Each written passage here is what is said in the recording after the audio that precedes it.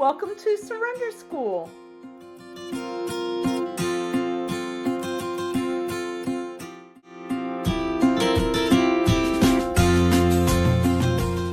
We are here for Supercharge Your Recovery 2.0, also known as Part B, and I do the Part B because I fell in love with these little pins that I love them. They're little bee pins, and if you come to the retreat, you'll get a little bee pin on your gift bag. We're like the Oscars where they give these gift bags, although theirs worth like $200,000, ours are worth $20 or something, but hey, it's a gift bag. What can I say? All right, anyway, so Supercharge 2.0 is fewer questions, deeper answers, and if you're doing the homework, you are realizing that. You're getting it, that the questions, when you first read them, it's like, oh, that's easy, and then it basically grabs you by the throat is what I'm finding. All right, so you almost always need a pen and paper. This is what I do. I buy a beautiful journey and a great journal and a great pen. I treat myself to that. So I have lots of really nice journals that eventually I throw away because what I'm talking about doesn't make sense anymore. We just finished on March 15th. We finished step 3. We've now moved on, and the homework was step 4, 1 and 2. And questions A and B, I think, is what they're called in that. The first is pattern mapping and the fear inventory. And those are what you're going to be sharing on today. So today is March 22nd. We are on session 8, which will wrap up step 4. Okay. Let's do the mission statement. The mission statement at Surrender School. At Surrender School, we recover. Our mission is to share 12-step and other supportive recovery solutions with those who want a healthy relationship with food. And there are a lot of people that are from other programs besides food programs, and we know that this all works for them as well. As far as we know, we're about the only very blended that works almost, like not specifically, but works with people who have food issues. All right, we're not an official 12-step meeting, but we do try to adhere to the spirit of the traditions. All right, let's take a moment to feel your breath going in and out. Feel your feet on the floor. And know that you are loved and understood. Take that into your heart. You are loved. We're really, really glad you're here. You're loved and you are understood. Now let's say the Surrender School set-aside prayer together. God, help me to set aside everything I think I know to leave space for what I have yet to learn. All right. So most weeks we will do a breakout room, then 2 topics that are basically an intro to the homework for this next week. And that seems to be working out. And it feels like people are doing the homework. Like lots of people are doing the homework, which makes me very, very happy because it's tough. And I appreciate everybody that's doing even a part of the homework. This is thanks to Tamara. She put this thought in my mind, and I want to talk about it real quick. If you've ever been around a little baby and someone has, I don't even know if people do the pop goes the weasel anymore, but it's a little box and the thing goes around, da da da da da da da da da da da, right? And then this weasel, or sometimes it's a bear and sometimes it's a clown, and it pops up, right? The first time a baby sees that, they cry because it's like, where the hell did that come from, right? They cry. And then after that, they're curious and they kind of lean in and eventually they laugh. And at some point in time, they ignore it completely. It no longer has any power over them whatsoever. So I want to talk about step 4 is about patterns of protection. It is that pop that, right? Initially, we don't even see it. It's like the pop goes the weasel with the song. We're just living our life. And then it pops up in front of us as we begin to work our program. And initially, we are horrified by it, right? Do we cry? Depends on your type. But, oh my God, we're horrified because we see it. And then eventually, we can accept that and just kind of laugh at ourselves and go, yep, it's that pattern of protection jumping up again. And eventually, we have a choice. We can continue to see it, or we can completely ignore it, which means basically it jumps up again, right? So what we're trying to do is get to the point that those patterns of protection are recognized, and we do the pause that Bill W. talks about. And I can say, ego, I know you're trying to protect me. I appreciate that very much, but not right now. I'll handle this. And then glory, I don't owe an amends. Yay. because I'm not. Now, eight's probably OMN's more for that than most people do, but okay, we're going to talk about that too. Okay, so anyway, just think of the Pop Goes the Weasel. And I love that pop idea because I was talking during one of the sessions this week about patterns of protection. And Tamara said, yeah, that's like pop. And I'm like, yeah, it pops up just like that. So anyway, and I love this picture of this little baby. Eventually, like I said, they're delighted. And then after that, they're bored with it because, they know it's going to pop up. Okay. All right. So we're going to go to breakout rooms now. Here are the breakout rooms. Today, the topics are step 4, sections A and B, which was last week's assignments. The breakout room that says 20 minutes is actually 30 minutes. Pattern mapping and fear inventory are the 2 topics. So just tell them what you're doing. You probably do need to read the question that's part of that so people at least understand what the question is. All right, you can go into the breakout room. Thank you. And we're going to do a visualization. Get comfortable in your chair. I'm going to do a visualization. I want to talk about why I'm doing this visualization today. We're going to talk, the stuff that I'm going to cover here is going to hurt. It's going to hit you. Inevitably, it will. It did me anyway, so I'm assuming it is you as well. And I want you to be in a really good place to be able to kind of look at that. So if everybody would do me a favor and just like sit comfortably in your chair, just kind of lean back, close your eyes, and let's do a visualization together.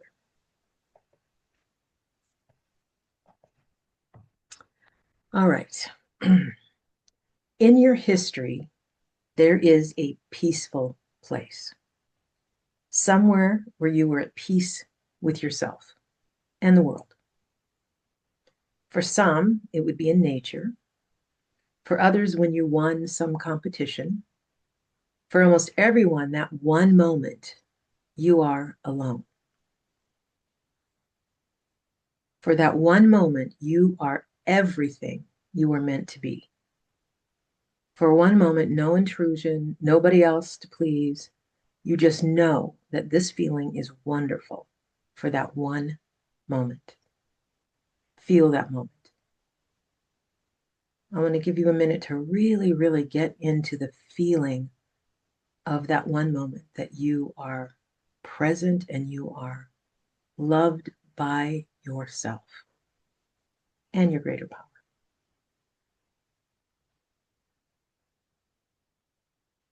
Now, what I'd like you to do is hug yourself.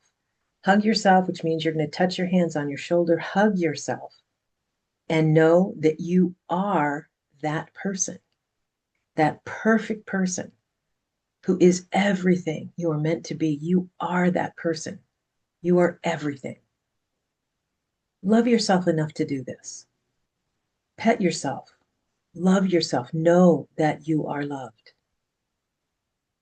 We are about to do some difficult work, and I want you to love yourself through it because this is growth.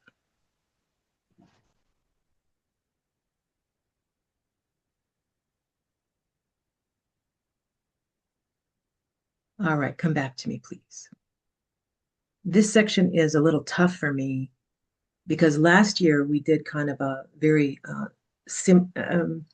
like one topic for step 4, one area that you needed work, right? And then we did 5, one area that you needed work. And what I'm going to be talking about now is a little bit broader than that. I guess that's the best way to say it. It's a little bit broader than that. And I want to talk for a second about the fact that in relationship, the road to hell on earth is paved with good intentions. There are times that things will happen where we didn't intend for them to happen. I had no bad intent on my part, but it hurt someone. And what happens with different people, what I've found is all of us have some thing that pops up. For the 8, it's like denial. For 8, 9, and 1, actually, it's denial. For 2, 3, and 4, it's shame, right? And then for 5, 6, and 7, there's like a mental explanation that is somewhere in between shame and denial.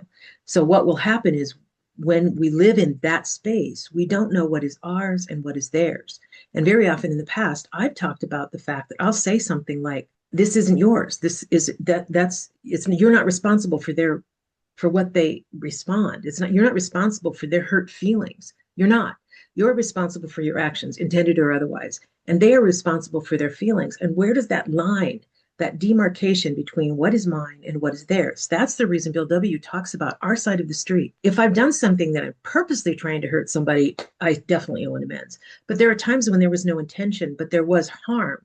But I can't take on their feelings. What I take on is my responsibility. That's what I make amends for. And whether they do or don't make amends back to me or themselves or whatever, their business. So that's what we're going to be talking about here. But it's super important because I want all of these to land with you because we're going to be talking about by type. But I also want you to understand that you're human, and this is that pop. This is that protection jumping up in some form or other, and we don't always see it, right? So the main focus here, the way that I'm going to do this, is how your desire to do whatever it is your type, basically crossed into harm. What harm was there? And then I want to talk about the impact on those people. Why do they feel it was harm to them? In some cases, it's not. It's just their deal, right? But in some cases, it is. This is where the discernment that we talk about comes in.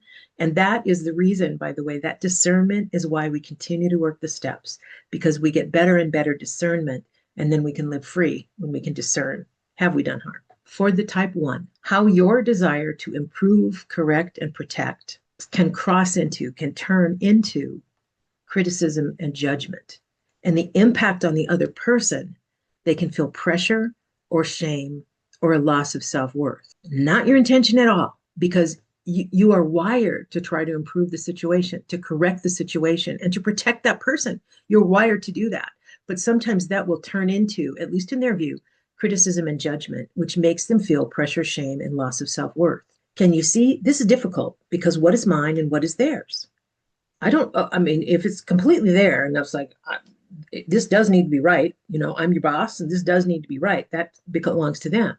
But in other cases, right? So this is one where the discernment, we don't deny it, we take a look at it, right? Okay, sorry, I'm going to go through all this and you understand what I'm saying, I hope, as we go through this, that this idea of this discernment says, yeah, I did it.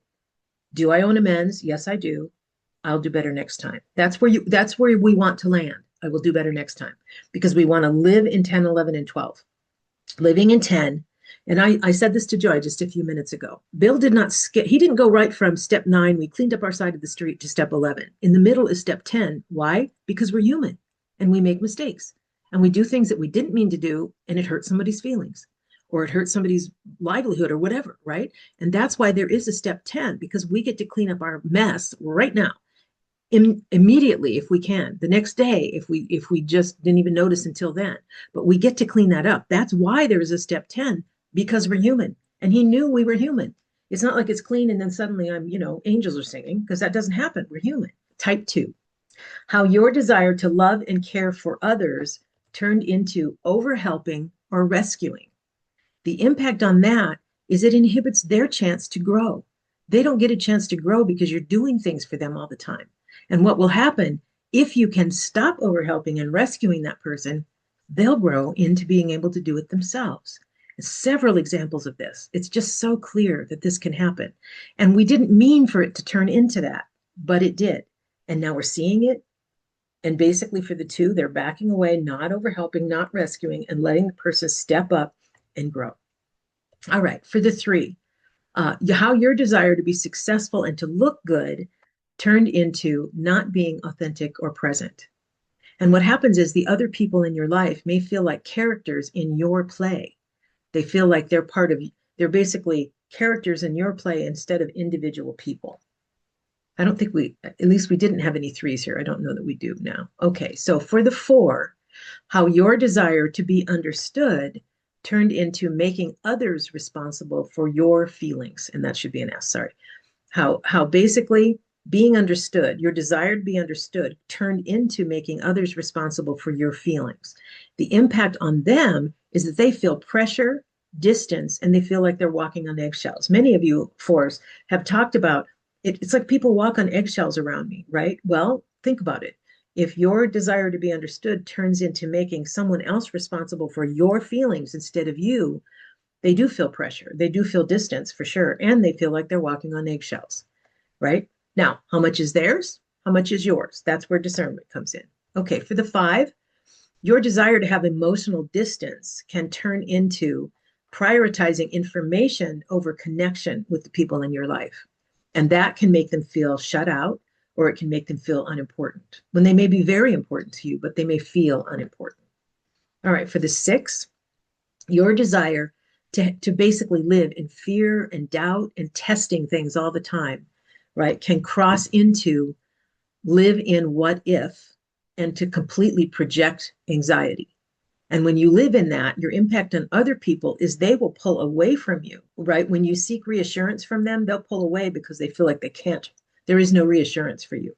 Because now, once again, this is average health. Is not the healthier that sixes get, the less they are seeking reassurance from other people. But at least initially, right? If you live in what if all the time, I have a stepmother that's like that, and I'm like, oh, is it 8? I'm like, did they say he was going to die? And she said, no, but if he did, I'm like, ah, my head's exploding, right? So anyway, all right. So they may pull away when you seek reassurance from those people. So watch for that. And once again, nothing. What is mine? What is theirs? All right. For the 7, how your desire to escape or overpromise, and sometimes they will overpromise because they have these grandiose plans, right? How that turned into bypassing real feelings and leaving others to carry the weight. Because sometimes they make grandiose plans that other people buy into, and then they're gone, and then the people are like, what the hell happened? So you can leave people disappointed, and they react by type to the disappointment. So 8s will get in your face and tell you you're a piece of shit, basically. And 2s will take over or basically do the work that you promised to do, right? So the disappointment that people feel from 7s, they'll react by type, which I thought was interesting. But anyway, it does disappoint people. It doesn't make you a bad person, makes you human. All right, for the 8s, how your desire to protect and control turned into taking over and intimidation. And that makes other people not trust you, and they feel unsafe around you. And for the 9s, how your desire to avoid or go numb or be invisible turned into non-participation and passive-aggressive actions sometimes. And what happens is the harm on those people is they never get to know you. Because the second it's time that you could open up and be basically free with them, you pull away. So the question is, can you see that we can harm even without intending to? And is there a way that you can see what is your part and what is their part? And now I'm going to stop sharing. And if anybody wants to share on this, once again, if what you're feeling, 2s, 3s, and 4s, if what you are feeling is shame, please set that aside. That's not what this is about. If 8, 9, and 1, if what you are feeling is denial, please set that aside. That is not what this is about. This is about basically going to that, once again, going deeper. This is basically saying sometimes I have done harm when I did not intend to.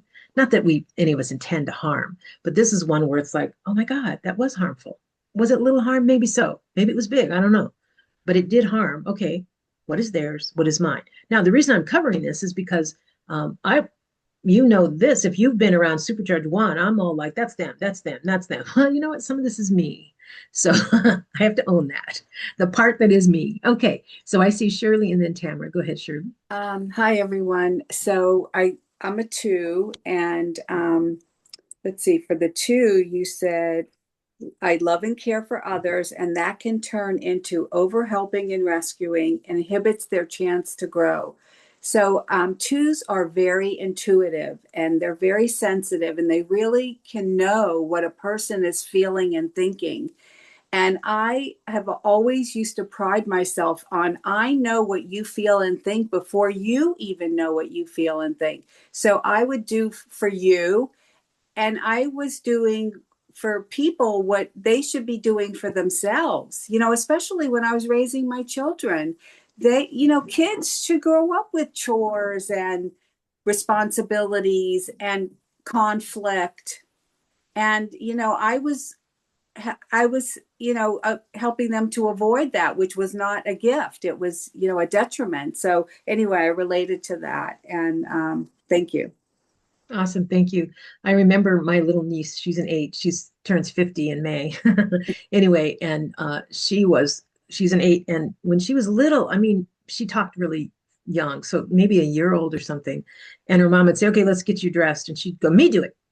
And she'd put on the most bizarre combination of clothes. And my sister let her because, me do it.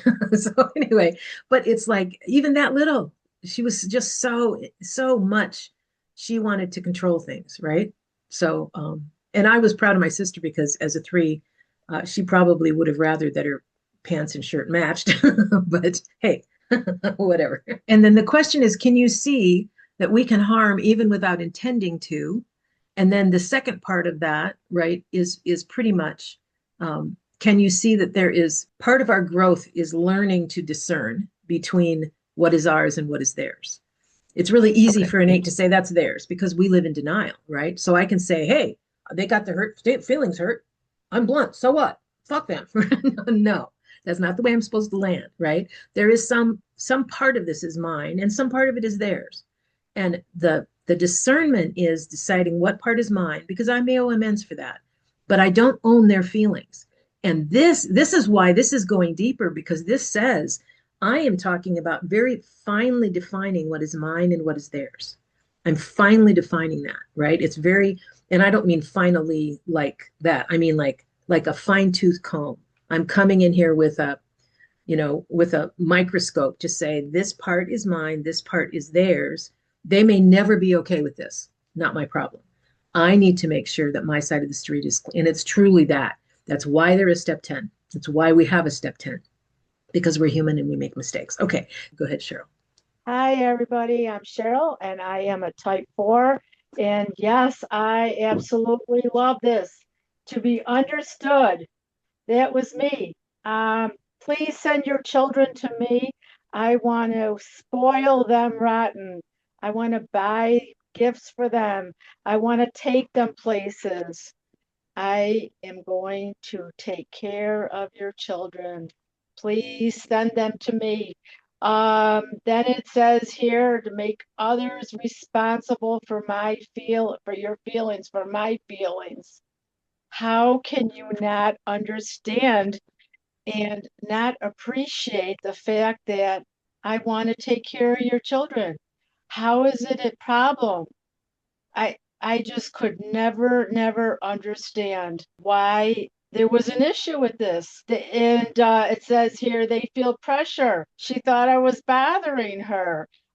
She's got things to do. She's got a life, and so yeah, I did need to understand that. But I could not understand why you don't want me to spoil your children rotten. And she did feel like she was walking on eggshells and she had to block me and stay away from me. This was perfect for me. Thank you, Cheryl. And yeah, and what's interesting here is there was no intention at all of stepping on toes or doing anything. And Bill W. in the big book does talk about even in our kindness, aren't we stepping on toes, right? He talks about that in the big book. And it's like, yeah, we do, right?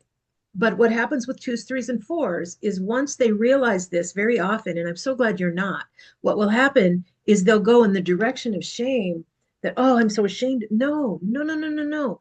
Do not go there. Set that aside because we're human.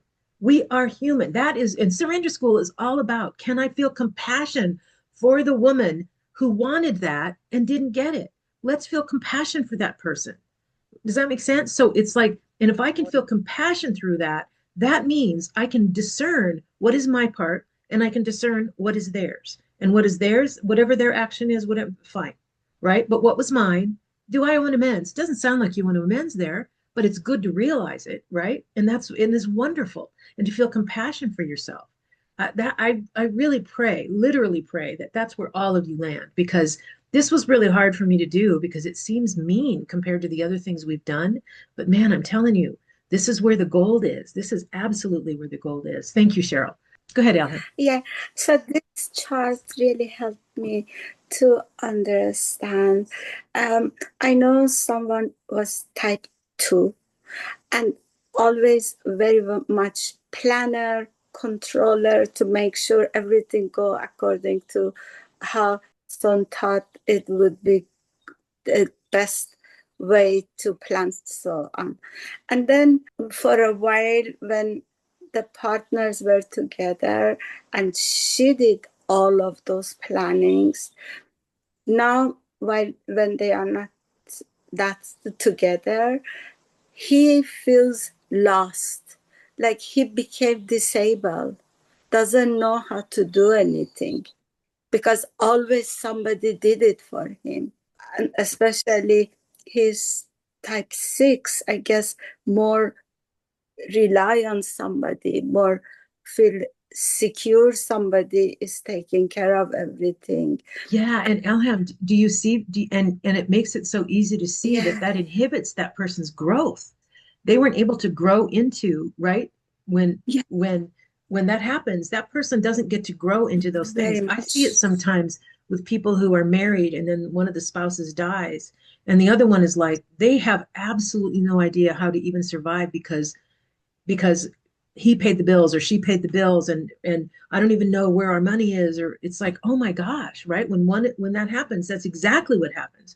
And of course I'm an 8, so I want to be independent, so I know where everything is, and so does my husband know where everything is because he's a 5, right? So we're both deep in knowledge.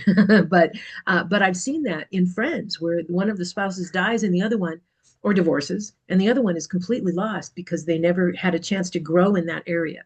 And all of that is done in Yeah, love. It's not done because they're trying to be mean to the person, but there is harm that's there, right? that's Does that make sense? Yeah. yeah, yeah. I really feel that, and my husband, I believe, is 5, and I'm 4, so I'm not 8. So be in top of things, and but he's taking care of everything. I don't know what's gonna happen if. So so there's a lesson for you to learn here. There's a lesson for you to learn. Yeah, Ask those questions, figure it out, right? right. Because yeah, I mean that sounds advicey, sorry, but So even 5s do that too. oh yeah, because they like not oh yeah, for sure. Fives Even do because 5s they like knowledge, so take they like to over be on top of things. Yeah, the for sure. like the 5s do that too. Yeah, Yeah, he's 5. fives do that too. Yeah. 100%. Yeah, All right. thank Thank you, Ellen. Thank you. Okay, Liz, go ahead. Let's say with my son, I saw wing 2 and 3, and I saw arrow 1. But let's say arrow 1, because the things that I found deplorable, it stays in my head. I not go to him and criticize that behavior, but it's important that I make that conscious because maybe I'm not harming him because I don't go to him and criticize, but I'm harming my relationship. Yeah, absolutely. I had a sister-in-law that was a very uh, maybe not unhealthy, average health, low health, 1. I mean, nonstop criticism. And I finally said to her, because I'm an 8, I said, hey, when I do something that you like, let me know. Until then, I don't want to hear it, right? Because it's just like it's exhausting. Now, and most ones have refined themselves enough and grown enough. The ones that at least are in my life aren't like that. But oh, it was just like every single thing is what it felt like, right? And it's just like I'm doing my best here, and my best doesn't match yours, obviously, because you're a perfectionist or whatever you are, right? But it was like, oh my God. And most people never said a word to her. She was very shocked that, right, that anybody thought she was anything other than filled with discernment, right? You're a pain in the ass, is what you are. I didn't say that, but I certainly thought it. Okay. All right. Go ahead, Mary. For me, I don't know if this is possible. I'm a type 6, but my desire is, it's to feel safe, steady, and prepared, of course. But Mhm. when I'm not grounded, I find it turns inward more than outward. Um, like because I don't voice my fears or ask for reassurance. Instead, I just let it live in my head. And when those what Mhm. ifs that you talked about are running, I mean, I manage it all silently, because I'm not going to burden anybody. I was brought up where you could be seen but not heard, so everything was quiet, so everybody always like, gosh, you're so calm, you got it together, but inside I am just spinning and spinning. And when it gets loud, instead of reaching out, I'm the one that pulls away. I disappear into the thoughts. I go quiet. And I think what I'm starting to realize what you're saying is that moon shadow harm is like people don't know what's happening and they can feel me pulling away, so they might, I don't know, they might start thinking I'm not interested or I don't trust them. And I don't. I have a big fear of trust and I keep that wall up. But deep down I want that connection. But I just let the what ifs and the future tripping and the fears live in me all the time. So let's talk about that. So you have an arrow to the 9, and the 9 will withdraw, right? They absolutely do. And the harm there is then people don't get to know you, right? Because what they know is that surface you. And the 3, very much about image, right? So they learn, they get to know the surface you, but then that leaves you feeling unfulfilled because they don't know the true you. And this beauty of being here is we get to listen to you and we get to know the true you. We get to know the real you and love you. And so as a result of that, right? I don't know, to me, surrender school becomes more and more to me all the time because I get to show up as I am, warts and all, a past belligerence, right? And people know that I'm learning and I'm growing and I'm changing, and so are you guys, right? And as a result of that, and the beauty of this, Mary, is the fact that you pull that all inside. What really is happening now is you let it out, and once you open that door and you let it out, then you don't have to live in it, and as a result, then we grow, right? It's just like keeping a plant in the dark versus opening it up and giving them some sunshine. It'll grow, and that's what happens with you, right? And the 6s, by the way, very often they look very much like 9s. On the external, they look calm, but the people that are closest to them know that they're a complete wreck because they're going through all this what if stuff. The growth that happens, and it's painful because it opens up first, and then everybody's like, where's all this shit coming from, right? And then eventually you grow and you realize that those are stories I'm telling myself, right? That's one of the reasons, by the way, that the racket sheet is really good for 6s to go through. It's really good for 6s to do racket sheets on things that really bother them, which is step 6 from 1.0. So you might want to go out there and just print out a racket sheet so you have it, because those are helpful actually for all types. But I think for 6s, I'm guessing that they're probably very helpful to 6s. Okay, thank you. Thank you, Mary. Go ahead, Carmen. Thank you. You just said part of what I'm going to say. As a 9, I've always believed that, I'll just be peaceful and I won't be one of those many mouths that are just going on out there. And isn't that a great thing? I'm just so wonderful to be around. Well, yeah, I see where that has gotten me now, is that nobody gets to know me. And because I think I'm so sensitive and can pick up on everybody else's stuff that they're going through and get pissed because other people aren't reading me. I set up that cycle. I set up that way that people don't know me and they can't respond to me. And then I have my resentments that I can be so, righteous about. And I just stay in this cycle. And the challenge to me is to share myself and probably piss some people off sometimes because they won't like me. But it's a heck of a lot better than not being known. And as a 9, I want to be connected. So this is how I become connected. Thank you. That's an insight I haven't had before. Awesome. And with real connection, right? Yes. Because they know the real you. Yeah, yes. Absolutely. Awesome. Right. Thank you so much, Carmen. All right, Lori, to you. Just a couple things before I forget, just regarding having a spouse that's a 5, in listening to a prior share. I absolutely, in looking at this for a 5, and it does help looking at other types that are in my life, but him having the desire for emotional distance turns into prioritizing information over connection, and they, meaning me, feel shut out and unimportant. And wow, does that nail it for me with having a spouse that's a 5. So I hope that might help a little bit with Elham, who was addressing that. It's challenging having a spouse who's a 5. And the thing is he shuts down in his way. I shut down in mine as a 9. And neither one of us are communicating. And then think about the 9, their fear that they don't matter. Oh, yeah. Right? That can be, because that just ties right into that basic fear, right? Exactly. And I've been realizing lately, I've been talking to people, I feel everything in my gut. And I just realize that so often my whole gut, my stomach, I just have it in a knot. I am holding it into this knot because, and I think of it as the angst I talk about. It's on there because I can't let it out. I'm afraid to. I'm With my husband, I just feel like it's hard to get him to communicate. So if I do, he usually ignores me. And not in a way, I know, like this says, he loves me. He cares about me a lot. I know I'm important to him, but I don't feel it all the time. And it's just it's coming to light with this, but I'm still struggling with how to process and work with it. So one of the things that I've learned, and maybe other people can learn from this, if we talk facing the same direction, that's why if we go for a drive and we're both facing the same direction, he's much more open than face to face. The face to face thing, and maybe it's a male thing, I don't know, maybe it's a 5 thing, maybe maybe I'm too intense as an 8, I don't know, staring in his eyes, I don't know, I don't know what it's from.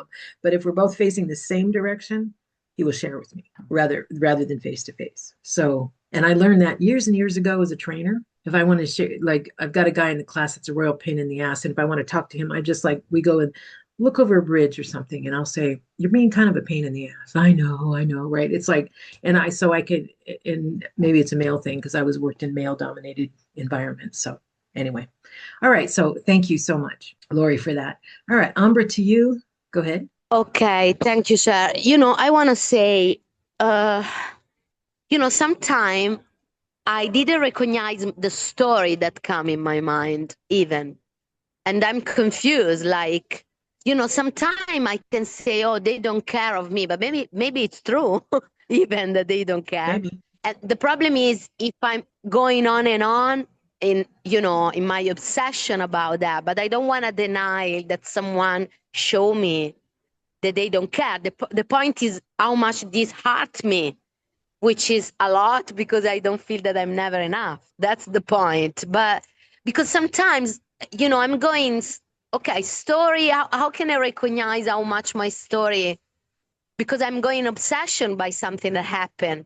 For example, if I feel envy because there is some woman that take the man that I want, for example, is because put me in the fear or the insecure that I'm not capable to get man or bring the man or whatever. I don't know. It's interesting to see that. Yeah, I just want to say that sometimes that's it.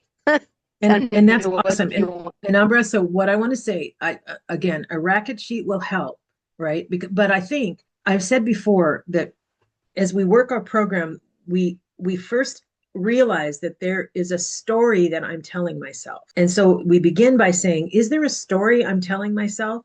Which eventually turns into, what is the story I'm telling myself? Because we're constantly telling ourselves stories, always. And that woman with that man has nothing to do with you at all. It is nothing personal at all, right? So the story that you're telling yourself is that somehow has something to do with you. So it's really good to sit down and look at that and just realize that this is a me them thing. So anyway, I think for some reason I'm stuck on the racket sheets because I'm doing racket sheets on things that in the past I didn't think needed racket sheets. So something to look at anyway. Thank you, Amber, for sharing that. So the next part is assets in balance. And what I want to cover, because now we're going to get back to the core fear. And Mary, we talked about the core fear with you, but the core fear for each of the types, there's a core fear. And I think so much of it comes from the core fear. And the core fear then is, if I don't do something, then my core fear goes, right? How do we replace that with something besides the core fear? And by the way, it's going to sound as I'm going through this like, and just to replace this, you need your greater powers help. Absolutely need your higher powers help. And as we work through this, that's the whole point. As we see in step 4, right, all those things that we're trying to put those assets in balance. And the only way that we can do that, we find that out in 6 and 7, in step 6 and 7, the only way that we can do that is engaging our greater power, because we do not have the power. This returns to step 1. I do not have the power to change this. But with my greater power, there is power to change this. And that's what this is about. Okay. So for the 1, if I don't do things perfectly, the core fear is that I'm bad or I'll be rejected.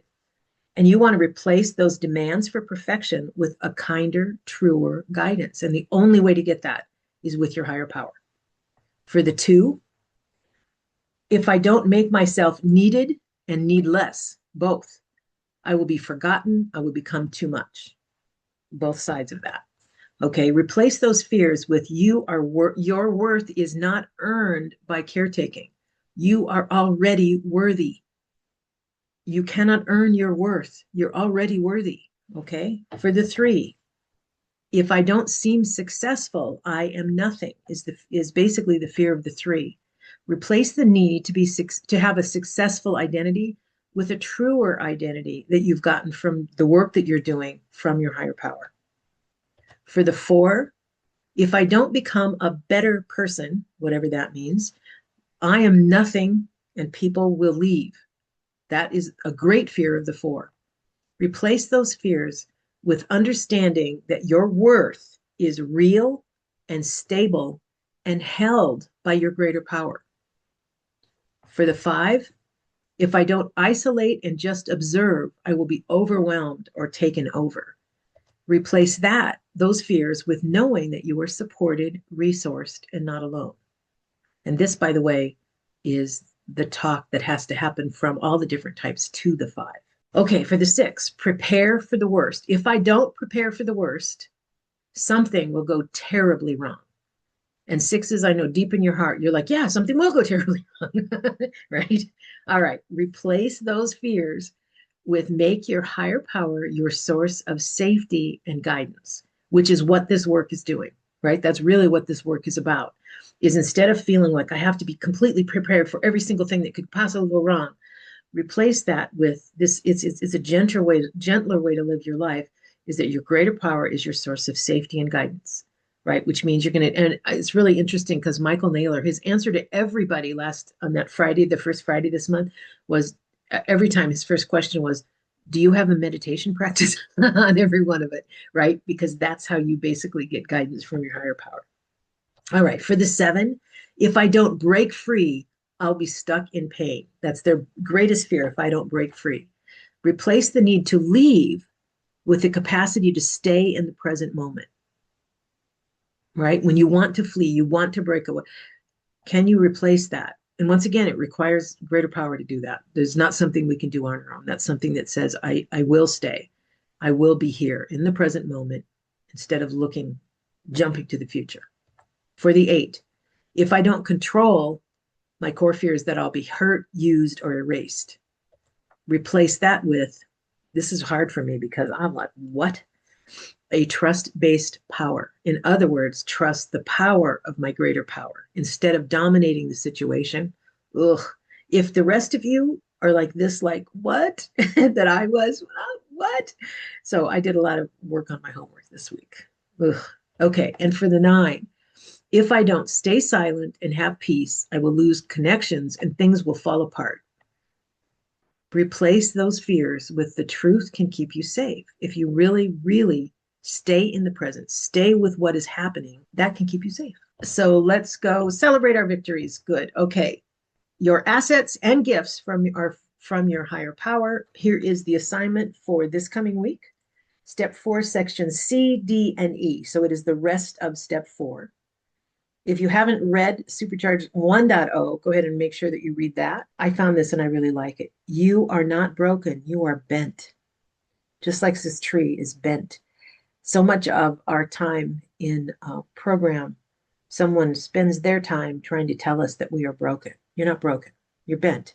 And you're supposed to be bent because you lived life, a life well lived. Let's share, how can you own your part but not theirs? So that the work that we're going to be doing here on the rest of step 4 is all about that discernment. And by the way, what I covered here is what your homework is. It's an introduction to your homework for all the types. And now you're going to zoom in on your own stuff that's there. So this is just the intro so that you see the other types. So there's a lot of work there. And I'm about a week ahead on the work. Okay, so Tamara to you, and then Richard. Go ahead, Tamara. Just a couple of things. One, we're not broken, you are bent. And I may have shared this before, but one of the things that brought me into recovery was a comment that was made by somebody who said, all parents dent their children. And that was very freeing and also motivating. So I've just been banging those dents out and putting on the putty, There you go. As far as the question, how can you own your own park? We're not bears. I'm not really sure.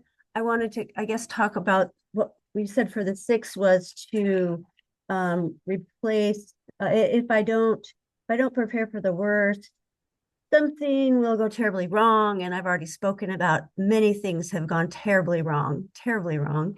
And so that unfortunately just reinforces, or I could look at it as push, it has to push me towards something greater than myself because it has to remind me that I can't, there's no amount of teeth gnashing and planning and researching and accumulating, blah, blah, blah, things are going to happen. I have a friend who is 3 weeks ago, out of the blue, diagnosed with the most aggressive, treatment-resistant cancer. And she is the health nut of the world, but she has worked so hard to be so healthy that that process has stressed her out. And my belief is, unfortunately, it has contributed to being at risk. And anyway, so that, and my dad, another quick example, he has had so many airplane accidents and gun accidents, and he doesn't even have higher power, but he's still alive. He doesn't plan for anything. He just goes off and does his stuff, and bad things happen, but he's still here. So all that together, I'm mulling over. So thank you for letting me do this share soup. My sharing soup, not your share. Thank you, Okay. Tamara. I want to say too, I love this when they do this thing. So and so turned 104 years old, right? And they say, "What's the secret of your long life?"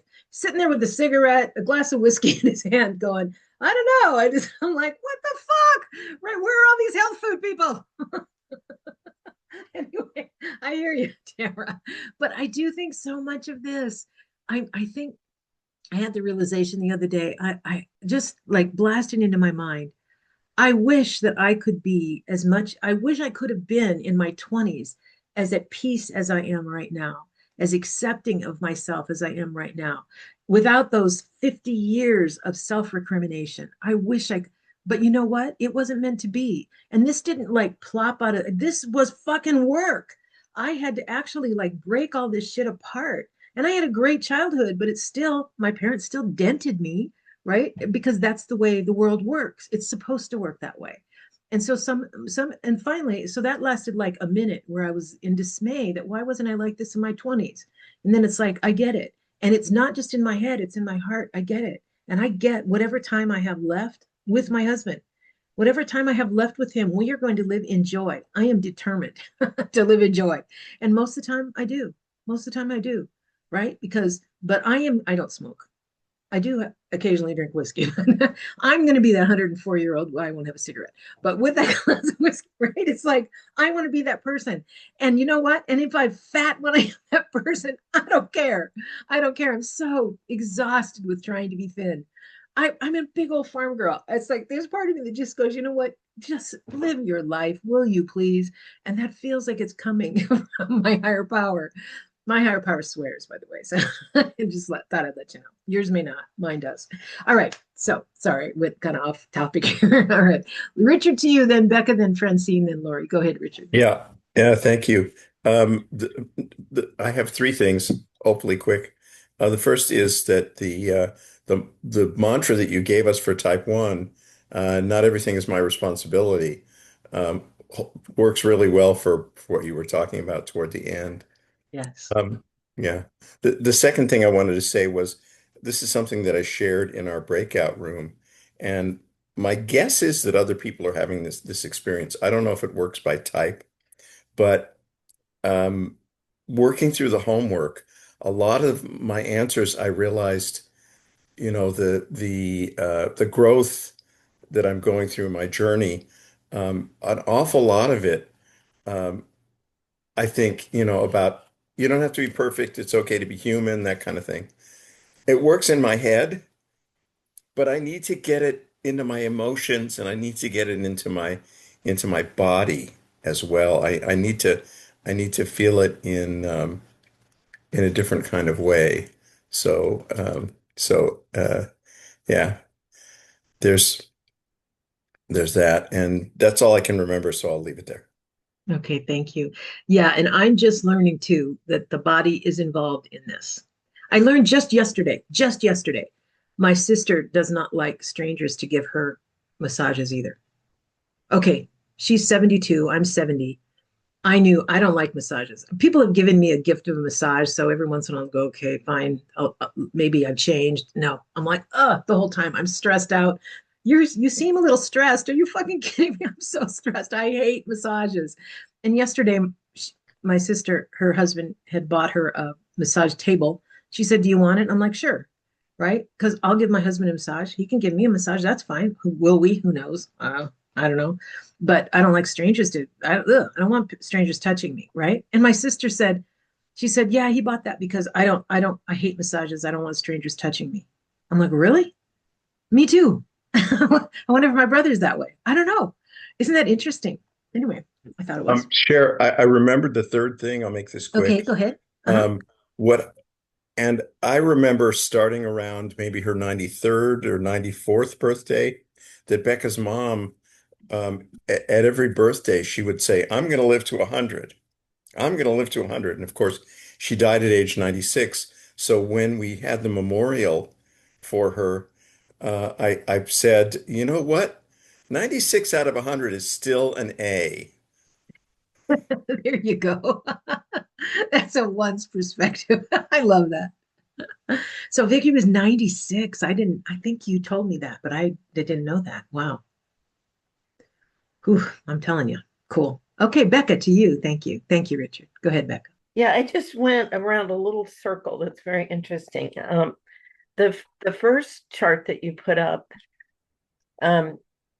that fours make others responsible for their feelings, and then people walk on eggshells. I thought, it doesn't work for me. And it's I used to think I was a SP instinct, because that's the counter type fours, where you kind of hide what's going on inside of you, and you kind of suffer in silence, and you have all this tenacity, except with people that know you really well. And so then I realized, well, my main thing is I take responsibility for other people's feelings. So if they have something going on, I think it must be about me. I'm doing something. So I'm still like, how am I fitting in as a four? And then I realized one of my issues that came up this week for the homework was having poor boundaries around, like, if someone projects on me, I don't have good boundaries. I think, oh God, I must have done something. Or maybe even just, they maybe aren't even projecting on me. Maybe they're just being crabby, and I think somehow it's my fault. And then then what came up with the second chart about, if I don't become a better person, I'm nothing and people will leave me. That made me instantly tear up and get shaky. I mean, it just hit home so deeply. And that idea of your worth being real and stable and held is really a big one for me to work on.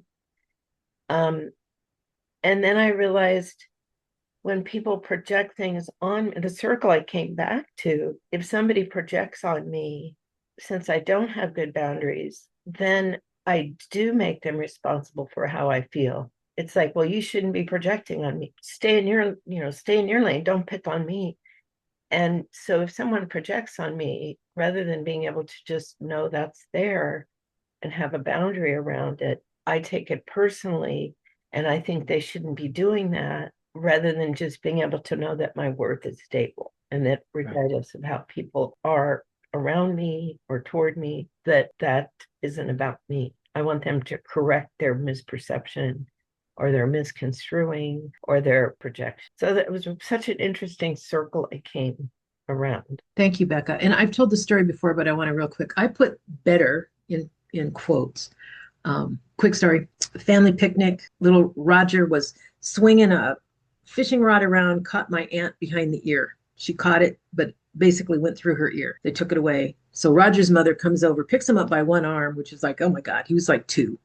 Picks him up by, and she's trying to spank him and he keeps curling up like a little bug. But what he said was, I'll be better, mommy, I'll be better. He didn't know what better was. He's this little guy. What is better? And that's what I want to say to the 4s. What is better? What does better mean? You're a wonderful person. Why better? I don't understand that. You don't have to be a better person. You are you. You already are better. You're best. Right? So, but that concept that there is such a thing as a better person, it's really fascinating. A truer self, fine, that's good. More yourself, that's great. But a better person, really look at that. If you're a 4 and that is your kind of view, and it's a default, by the way, when we have this default, we think it's true with a capital T. We think it's truth with a capital T, and it's actually just a story that we're telling ourselves. How do we learn from that? What do we learn from that? Racket sheets help you with that. Okay, thank you for that. Thank you so much, Becca. Go ahead, Fritzy. Thanks, Cher. Wow, I'm telling you, the stuff for homework was amazing. I just, I think I lived it out in real time, actually, with a pattern that just came up about fear. And when I got to the fear homework, it was like easy for me to do the homework because I had just lived it out practically. The charts, when you show the charts, and I guess I'm trying to connect the dot. I think it's just now connecting that. The chart you show is topic 1, and then the next chart is topic 2. Is that what that is? So one is C. So C and D for this coming week. Okay. You'll see that. And once again, it's my summary of something better than what I do, but it's a summary of that because I want you to see the other types are completely different. This is the time that we begin to think everybody's like us. And I really want everybody to understand, oh no, we are all motivated in different ways and we have different perspectives and all of that. So for the 9, if I go back to that, on the first chart, your desire to avoid or go numb or be invisible can cross into non-participation and sometimes even passive aggressive action. The harm on them, they never get to know you, right? And then at a time when really it's important for them to know you, they don't know you. On the second one, if I don't stay silent and have peace, and I've seen growth in you where you went from where you had no opinion, you had no right, all of that to like, oh, I'm not going to live like that. So if I don't stay silent and have peace, I'll lose connection. Things will fall apart. Bad things will happen if I don't do that. And then you replace it with the fact that being your true self is what keeps you safe. So those are the 2 things for the 9, if that helped. And so when you go into the homework for C, D, and E, this is what you're going to be working on. These are the questions that you're going to answer for that. Right. Okay. So in your, yes, that helps a lot. And I definitely have felt that I've grown tremendously with, that desire to avoid, to go numb, to be invisible. I can see it. I can see it. I heard it from my friends. I heard it from them. At that time, I would say, like, what are you talking about? You be around me all the time. How you don't know me? But it was really impossible for them to really know me. And then also I felt staying silent and being and keeping the peace is my safe. That's how I try to create safety for me, but it's absolutely the opposite of being safe. And then your question was, how can you own your part and not theirs? So when I was doing the resentment inventory homework and the questions, I had to stop because I found myself answering the questions in view of others versus in view of myself. And I stopped there and I started to change how I was answering the questions. Yeah, because I could really see that. And through this whole process with the Enneagram and really getting to know myself, I have come to the place where I do want to own my part. Like I want to, okay, I know this is what happened. I know that this situation happened, but what was my part in it? I know that this is how I felt like for that very thing you put in there for type 5, my type 5 friend about prioritizing not info over connection. I forget what it is, but that's exactly probably our last argument was about. Part of what our last argument was about. But yeah, I do want to know my part. I think it's very important because that's where my growth come in. And when we first went through step 4 in the Enneagram, I really could see. First, I never, but it was an eye-opening thing to see that I was causing harm because I felt all the harm was coming to me. But I never could see the way that I'm causing harm to others by being silent, by keeping the peace, by not expressing my desires, not expressing what I need. How can they ever know that if I don't say anything? And then one of the things was that pattern, like my pattern is like that I have in resentments is I feel like I'm unheard. Well, Francine, of course you're unheard because you never say anything about what you. It It just makes came sense. to me. My pattern is I'm complaining about being unheard. You don't listen to me, but what am I really telling them? I'm not telling them anything about myself because I'm silent, trying to keep the peace. So it just a lot of highlight moments. So thank you. Thank you so much. And I want to say too, it is so human and so natural when it's time for us to look at ourselves before we come to program, before we come to a 12-step program. It is so natural. All of us want to duck and run. We all want to deny that, right? And it's like, and then we begin to see it, and it's frightening because, at least for me, because I always went into self-contempt whenever I could see anything wrong with myself, right? So I had to go through, I do think I had to go through the self contempt to reach the other side to say, okay, this isn't working. This isn't working for me to feel contemptuous, to hate myself. That I can't hate myself into recovery, right? So then what happens is then I go, is it possible? And the answer is yes, it is. Is it possible for me to love myself and feel compassion for myself as I do this work? Right? Right. And the answer is yeah, it is possible for me to do that. But even that is work. Even that is work. But that's where we are in 2.0, is to say, all right, now we're going to go deeper with compassion. Because if we can't do compassion, then what happens is we end up falling back in the pit. I do believe that a bottom is necessary. That's because in my experience, I had to bounce on the bottom before I ever came to program. Right. And then 24 years later, I'm sitting here going, okay, and thanking God that I had the bottom that I had the work, that I had the sponsor that I had, that I did the work that I Yes. did.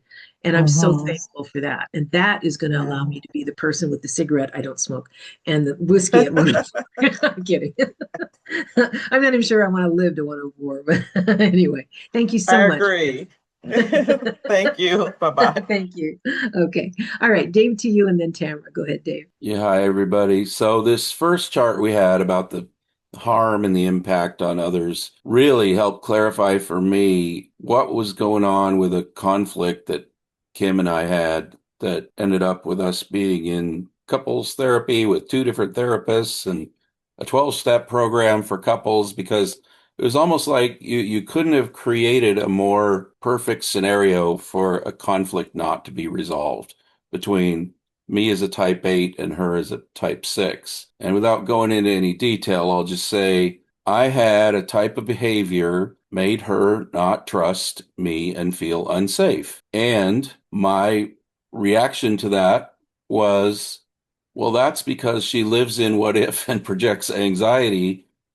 And then my reaction was pull away from her when she seeks reassurance. So it was like just this, in another program, we call it a coupleship dance. It could not be resolved because I kept just looking at her part and saying, this is all because of her part, and not owning my part at all. When you said, how can I own my part and not theirs? Well, in that program, we say if there's each partner is 100% responsible for resolving what issues there are. So I can't say there's her part and there's my part. If she's feeling unsafe and not trusting me, that's my problem. That's not her problem. It took me so long and so much work to get to being really to understand that. And I think what it gets down to, there's somewhere in, I think it's in the big book. I can't remember exactly where, but it says others, uh, I judge myself based on my intentions. Others judge me based on my actions. And so I would look at my intentions and think, my intentions are good. My intentions are innocent. There's nothing wrong here.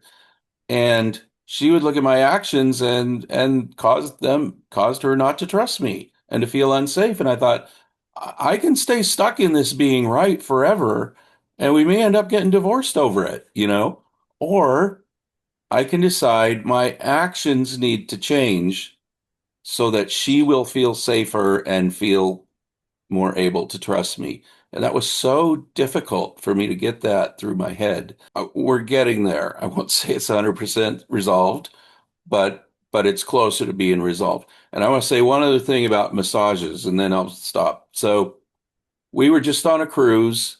And Kim had an acupuncture treatment, and I had a massage, and I hadn't had a massage in probably 20 years. The things that the knots that this gal found in my shoulders and back, and even the back of my legs, were like unbelievable to me. I hold a lot of tension in my shoulders and my back, but I had no idea how much tension there really was until I'd had this massage, and I just felt like a different person after that. And I don't really have the anxiety about people touching me or whatever that Cher was talking about, but it's to me, it's sort of like getting on a plane. I don't control. I'm not flying this plane. I'm not the pilot. If the plane crashes, then that'll be the end of it. But I'm not worried about the plane crashing. I'm just sort of fatalistic about it. And the same with the massage. Is like, I hope that she's gonna do a good job and it's not gonna, bother me in some way. And if it does, it does. But man, after that one experience, it's not just the physical difference, it's the emotional stuff that it opened up afterwards was just incredible to me. And I've heard that over and over again from other people, but I wasn't really sure I believed it. But now I think I need to get massages a lot more often than I do because 20 I don't years. know how else to release that stuff. So Yeah. anyway, thanks for listening. Yeah, thank you for sharing that. So that's a slide that I had that said the road to hell on earth is paved with good intentions. It's because if we sit in the intentions, and Bill W. did say that we judge ourselves by our intentions and others judge us by our actions, right? And it's like, yeah, and it doesn't mean that even that our actions are bad, but we can't always see what the impact of our reaction, because what we're looking at is our intentions, not necessarily our actions. So yeah, thank you for bringing it up. Go ahead, Tamara. When just the last share and the idea of when you're in a couple and 100%, you have to figure it out. I'm thinking that's what, and I'm not in an intimate relationship, but a couple relationship, but that's what Surrender School helps with, because instead of it just being, okay, well, by the look on their face, obviously my action really bothered them. But if I'm in a day-to-day intimate relationship and I'm learning about my partner's personality, then I have the gift of going, okay, just like what Dave said, I'm not just grasping at straws about what I might have done. I have a map for what's most likely is how I contributed by not remaining aware and intentional based on what I know about my partner. So that was helpful, Dave, for the future possible relationship. The other thing, to answer the question, this aha for me when someone else was talking was, how have I pushed others away by my efforts to have certainty and reinsurance through giving them information, giving them the research I have about their problem, explaining myself, questioning them.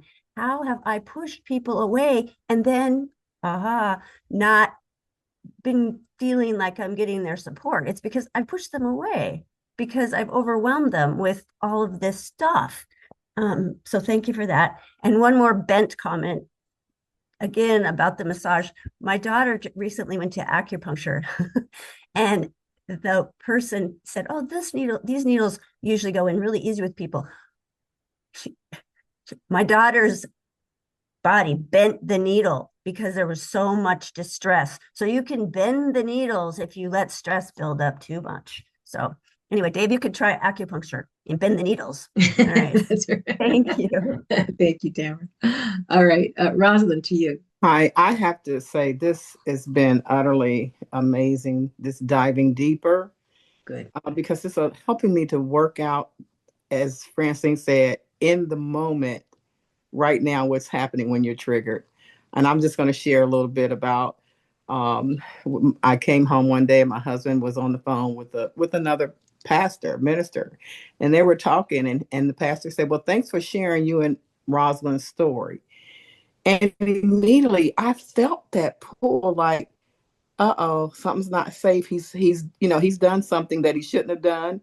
And then it was like, what is it? I went through the process of, why am I feeling this? And it's nothing that he did that was wrong. It was what triggered an old behavior. And I was like, oh my gosh, I didn't have to pout for an hour or 3. I was able to move from, this is like, okay, I'm okay. It's not personal, and not take him down the road. We talked a little bit about making somebody responsible for your happiness and making that person. Oh man, he's been on eggshells for a long time. And so I was able to work through that and just come out of it easily. And I'm just so appreciative for where I'm at today. And like you said earlier, last year when I was in the call, if you do it, the work, you'll get it. Oh my gosh. Thank you guys. Yeah, thank you, Rosalind. That's what I feel like too. Last year I wasn't able really because I was building all the stuff. And I really, or for whatever reason, but I did go back. That's why I took January off, because I did go back and do the work for 1.0 because I thought it would make 2.0 richer. And now I'm actually doing the work when you guys are doing it. So yeah, very powerful. It is time for us to end for today. Oh, let's do the serenity prayer together and then we'll go ahead and end it. God, grant me the serenity to accept the things I cannot change, the courage to change the things I can, and the wisdom to know the difference. Thank you, everybody. Thanks for recovering with us.